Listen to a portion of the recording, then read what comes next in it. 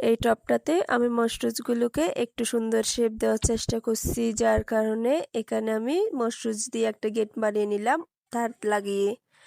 এখন এইখানে দেখেন পুরো জঙ্গল হয়ে গেছে, যার কারণে আমি এগুলো সব গোড়া থেকে ছাঁটাই করে দিব যেন আবার সুন্দরভাবে পত্তলিকা ফুটে।